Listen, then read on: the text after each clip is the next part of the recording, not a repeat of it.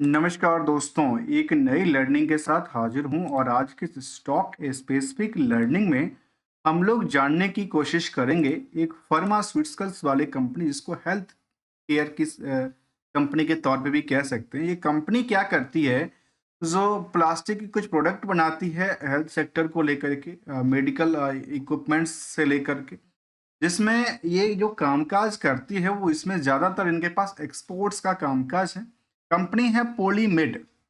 और पॉलीमेड की यदि बात करें, जहाँ पे कहती है प्लान वन हेल्थ की बात कहती है, कंपनी के डेटाबेस की बात कह रहा हूँ, मैं अपनी तरफ से कुछ नहीं कह रहा हूँ।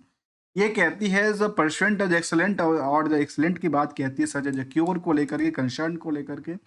और इसके अलावा यदि इनकी प्रोडक्टिविटीज रेंज में बात किया जाए तो इनके पास ऑनकोलॉजिस से लेकर के इन्फ्यूजन्स थेरेपी और साथ में कार्डियोलॉजिस, जो कि अलग अलग जो डिपार्टमेंट है मेडिकल के, उनके लिए जो अलग अलग डिपार्टमेंट के लिए का जो कामकाज है उसमें कंपनी का रोल है।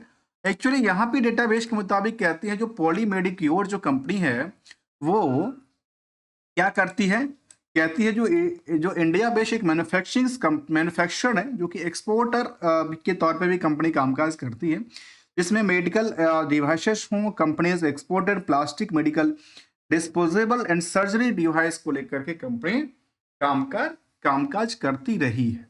बीएससी एनएससी लिस्टेड है। पिछले कुछ दिनों की चार्ट ग्राफ को देखेंगे तो ये मैंने केवल एक महीने की चार्ट ग्राफ लिया है, तो हमारे सामने समझ में ये आ पा रही है। अभी ये न्यूनतम लेवल जो एक महीने के सबसे लोअर प्राइस के आसपास की बात करूं, वहीं पे आके अभी अटकी है। और अटकने के बाद मार्केट थोड़ा सा सुधरने की कोशिश में है और यहाँ पे थोड़ा बहुत करके सुधरती हुई दिख रही है। लेकिन ये जो आंकड़ा है, कई बार हम लोग देखते हैं कि मार्केट में अप डाउन के एक टाइम फ्रेम के मुताबिक चलती रहती है। ऑन एवरेज यदि 3 महीने की डेटाबेस के मुताबिक भी देखें तो इनके हिसाब से ये दर्ज करती है कि इनके पास सपोर्टिंग जो जोन था उसके आसपास अभी भी वही रेंज में आकर के अटकी पड़ी दिखती है। इसके अलावा पिछले 6 महीने के चार्ट ग्राफ हो या पिछले 1 साल के चार्ट ग्राफ हो, इसके मुताबिक देखेंगे तो ये कहते हैं कि यहाँ जो इनके पास स्ट्रॉन्ग सपोर्ट थी वो सपोर्टिंग जोन के आसपास ही आके अटकी पड़ी है और यहाँ से क्या लगता है पुल बैक होने की चांसेस बनती है। देखिए, इससे पहले 2 हिस्टोरिकल रिकॉर्ड के मुताबिक मार्केट में पुल बैक क्रिएट हो सकता है, लेकिन कुछ पहलू को ध्यान में रख करके जानने की कोशिश करते हैं। यहाँ पे बिजनेस मॉडल है, बिजनेस मॉडल से क्या कमाई करती है और कमाई के प्रति मार्केट में कैसा रिएक्शन की बात दर्ज करती है। पॉलीमेडिक्योर लिमिटेड की बात किया जाए तो स्टॉक की प्राइस पे फिलहाल हम नहीं जाते। यदि बुक वैल्यू से कंपेयर करें तो करीब 1000% के आसपास की मूव क्रिएट हो चुकी है। नियर अबाउट की बात करूं तो इंट्रिंसिक वैल्यू भी 730 के आसपास है। इंडस्ट्रियल के पी के मुताबिक जो यहाँ पे इस कंपनी में निवेशकों को लेकर जो भीड़ है, जिसमें कि कह सकते हैं कि वो अर्निंग पर शेयर के मुताबिक वो काफ़ी ज़्यादा रही है। और वो ज़्यादा क्या रही है, यहाँ से कह सकते हैं करीब करीब 60% की गैप के आसपास ज़्यादा आंकड़ा दर्ज करती है।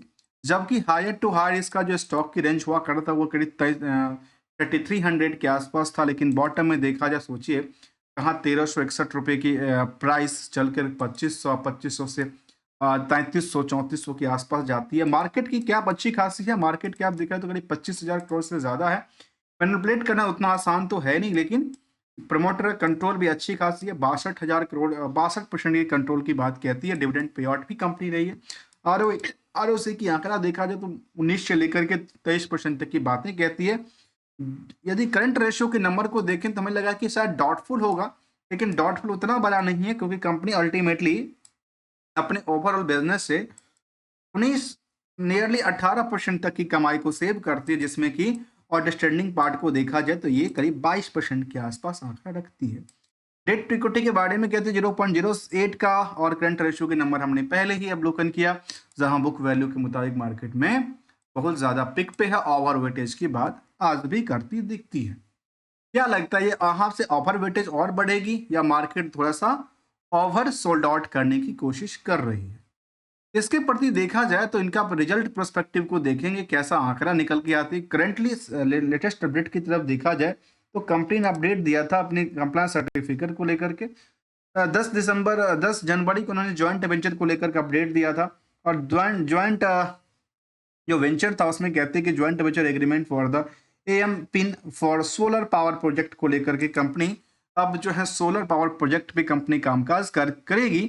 इसमें इन्होंने ये कहा कि हमारा जो ज्वाइंट वेंचर एग्रीमेंट है, proposal for the joint venture company जो कि 26% की owned by the Poly Medicures Limited के साथ और 74% owned by the Empin C&I power private limited के साथ इनका जो एग्रीमेंट है उस पर कंपनी कामकाज करेगी। और उसमें इन्होंने अपनी होल्डिंग की बात किया, जो हमारे पास 26% की होल्डिंग है और जो बाकी कंपनियां हैं इनके ज्वाइंट वेंचर वाले उनके पास 46-74% की होल्डिंग है। करेगी क्या? तो पावर सोलर पावर को लेकर के कंपनी कामकाज करेगी। ऐसा हो सकता है कि इनको की फैक्ट्री के ऊपर जो बाकी इनके पास स्पेस होगा वहां पे कंपनी अपनी लगाएगी अपनी कुछ 26% होल्डिंग के साथ।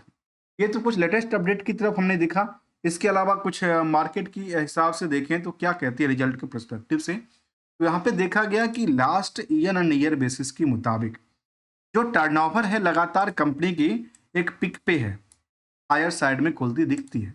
इसके मुताबिक इसके अलावा दूसरे पहलू को देखा जाए तो वो कहता है कि इनके पास प्रॉफिट भी अच्छी खासी है, तो इसके इंटरेस्ट की वर्डन भी लगातार सताती नहीं है, क्योंकि इंटरेस्ट को सताने के लिए अदर्स ऑफ इनकम काफ़ी बेटर साबित हो जाती है। जबकि क्वार्टर ऑन क्वार्टर डेटाबेस भी अभी तक इनका लगातार अच्छी है। तो जब रैली क्रिएट कर रही है तो मार्केट को ओवरसोल्ड करने की कोई ज़रूरत नहीं है।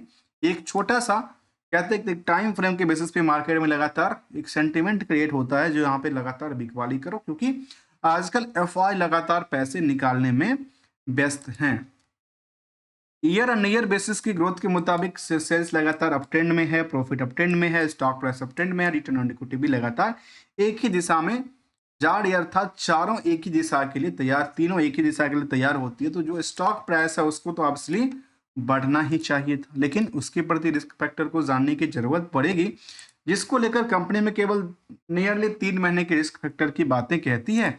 बैलेंस शीट के मुताबिक देखा है तो इनके पास अच्छी खासी रिजर्व की लिस्ट है। जो कंपनी ने कर्ज लिया वो भी लगातार पे आउट कर दी जा रही है।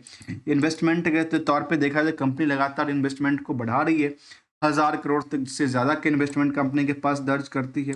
रेस्ट की बात किया जाए तो ये कह सकते हैं कंपनी में जो अदर एसेट्स हैं वो भी करीब 900 करोड़ से ज़्यादा की बातें कहती हैं।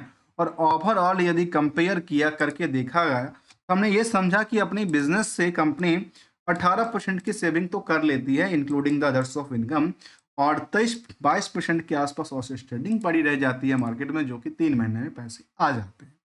यदि पीयर से कंपेयर करते हैं तो समझ में आया कि बाकी कंपनियां जो कि मैक्स हेल्थ केयर हो, अपोलो हॉस्पिटल जैसी कंपनी शामिल हो, उन कुछ कंपनियों से यहाँ पे निवेशकों का जो इंटरेस्ट है वो काफ़ी ज़्यादा है कि हो सकता है कि आने वाले समय में जो सोलर पावर प्लांट है उससे भी कुछ न कुछ इनके पास रेवेन्यू का सोर्स एक क्रिएट हो जाए या अपने खर्चा को कम कर ले इलेक्ट्रिसिटी के मामले में।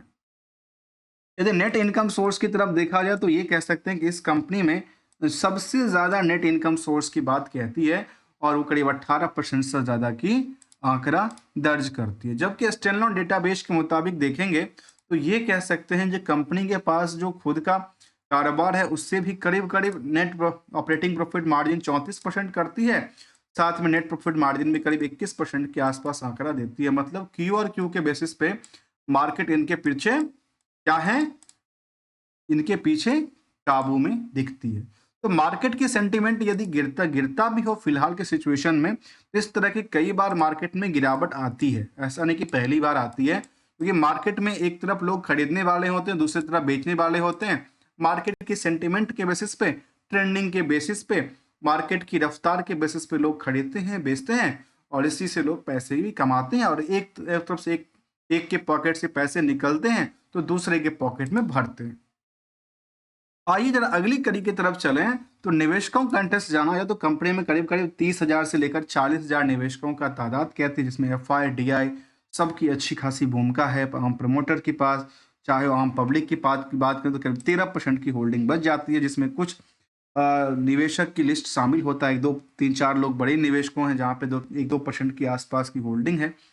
फिलहाल देखा है तो इसमें अभी फिलहाल के लिए कुछ बड़े से सुपर इन्वेस्टर के तौर पे कुछ नाम शामिल यदि देखा जाए तो कुछ कह सकते हैं कि एक नाम है जिनके पास 1-2 कंपनी में होल्डिंग बनती है, और बाकी कुछ इसमें कुछ बड़े इन्वेस्टर हुआ करते थे, आजकल तो नहीं है। उनका हो सकता है कंपनी हो या उनके पोर्टफोलियो में कुछ परसेंटेज वाइज कम भी हो लेकिन वहाँ पे दर्ज नहीं करती है। ये हमने उन पहलुओं को देखने की कोशिश की, तो रिस्क जो है कंपनी को लेकर रिस्क बिल्कुल नहीं कहता है। तो रिस्क के मुताबिक जो रिटर्न का एक्सपेक्टेशंस हैं वो काफ़ी पिक पे है। इसकी वजह से उस पे मार्केट में कह सकते हैं कि मार्केट में आज तो गिरावट है, लेकिन मार्केट यदि सपोर्टिंग के आसपास आके अटकती है, जब ही मार्केट ट्रेंड चेंज करेगा तो ट्रेंड के मुताबिक मार्केट में दोबारा लोग खरीदार बढ़ेंगे। अभी फिलहाल बिकवाली का प्रेशर देखने को मिला है। दोस्तों, गोल्डन रूल हमेशा कहता हूं और मैं हमेशा ही याद रखने की कोशिश भी करता हूं कि चाहे आप जिस भी प्राइस पे लिए हों, जिस भी टाइम फ्रेम में लिए हों, मैं उसको कोई आपके लिए कमेंट नहीं करता हूं, लेकिन यदि मार्केट से लाभ मिलता हो तो लाभ को फायदा उठाना चाहिए। साथ में यदि आपकी हमारी नुकसान ज्यादा बनती है ना, तो हम उस चीज से परहेज भी करते हैं और परहेज करने के लिए उसको एशल करने की जरूरत पड़ जाती है। दोस्तों, हमारे साइड से कोई भी ट्रेडिंग एडवाइजरी की बात शामिल नहीं होता, online learning point of view से शामिल होता है। अच्छा लगा हो तो वीडियो को लाइक, चैनल को सब्सक्राइब करना मत भूलिएगा। थैंक्स फॉर द ज्वाइनिंग दोस्तों।